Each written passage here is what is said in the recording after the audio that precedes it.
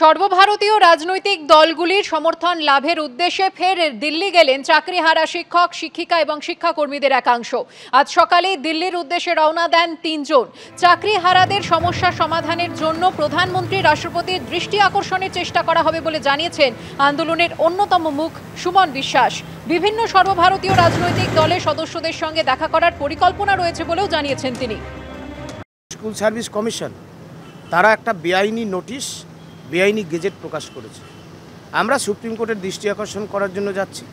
আপনারা জানেন 22 লক্ষ ওএমআর প্রকাশের দাবিতে সিবিআইকে পার্টি করে আমরা ইতিমধ্যেই সুপ্রিম কোর্টে মামলা লড়েছি। ডিফেক্ট কিওর করে সেই মামলা ভ্যাকেশন কোর্টে যাতে শুনানি হয় তার জন্য জীবনের যতটা প্রয়াস সেটা আমরা চালাচ্ছি এবং ওএমআরের মিরর ইমেজের কপি প্রকাশিত হবেই। এই কপির মধ্যেই রয়েছে যোগ্য অযোগ্যের তালিকা। সকল যোগ্যজন যারা আছে, যোগ্য ওয়েটিং, প্রত্যেকের চাকরি বাঁচবে।